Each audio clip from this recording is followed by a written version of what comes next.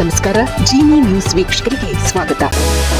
ಎಲ್ಲರಿಗೂ ನಮಸ್ಕಾರ. ನಾನು ಸಂಧ್ಯಾ. ವಿಶ್ವದಲ್ಲೇ ಅತ್ಯಂತ ಬಿಸಿ ನಗರ ಎಂಬ ಕುಖ್ಯಾತಿಗೆ ಪಾತ್ರವಾದ ಬಂಡ 75 ವರ್ಷಗಳ ದಾಖಲೆ ಬ್ರೇಕ್. ಉತ್ತರ ಪ್ರದೇಶದ ಬುಂದೇಲ್ಖಂಡ ಪ್ರದೇಶದ ಬಂಡ ನಗರ ವಿಶ್ವದಲ್ಲೇ ಅತ್ಯಂತ ಗರಿಷ್ಠ ತಾಪಮಾನ ದಾಖಲಾದ ನಗರ ಎಂಬ ಕುಖ್ಯಾತಿಗೆ ಪಾತ್ರವಾಗಿದೆ. ಇತ್ತೀಚೆಗಷ್ಟೇ ಬಂಡ ನಗರದಲ್ಲಿ ಬರೋಬ್ಬರಿ 48 ಡಿಗ್ರಿ ಸೆಲ್ಸಿಯಸ್ ಉಷ್ಣಾಂಶ ದಾಖಲಾಗಿದೆ.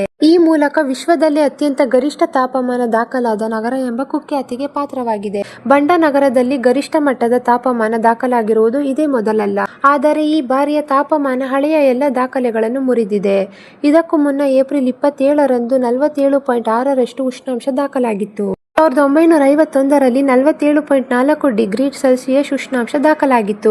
ಇದು ಈವರೆಗಿನ ದಾಖಲೆಯಾಗಿತ್ತು.